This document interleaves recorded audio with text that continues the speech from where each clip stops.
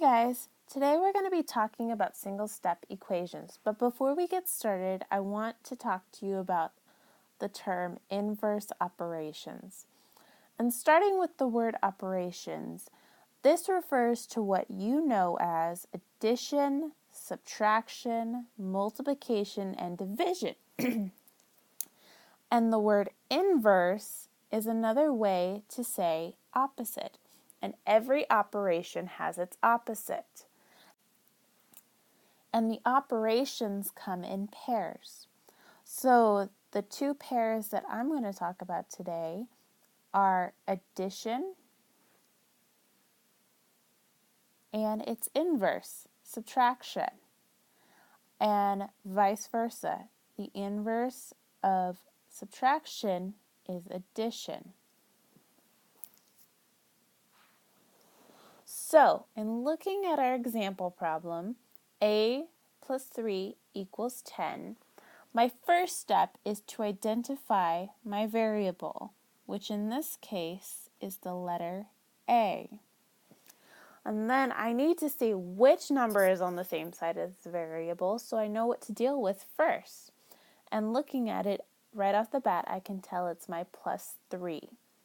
And given what we just learned about inverse operations, the inverse of addition is subtraction. So I know I need to subtract 3 from both sides because what I do to one side of my equation, I need to do to the other to keep it balanced.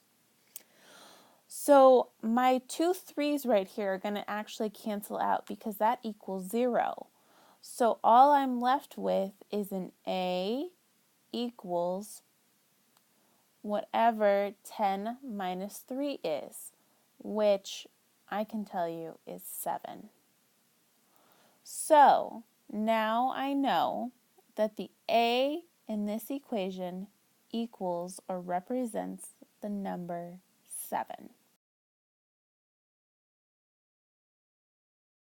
Okay guys, so in our next example, we are going to be looking at the opposite of our last example and dealing with subtraction and its inverse operation of addition. Now, looking at my example problem, I can tell you right off the bat that my variable is the letter B here. And I'm going to be dealing with this minus 5 because it's on the same side as the variable. And knowing that addition is the inverse of subtraction, I know I need to add 5 to both sides because what I do to one side, I need to do to the other to keep my equation balanced, as we learned earlier. Now, if you remember, these two 5's are going to cancel each other out, and I can bring down my B.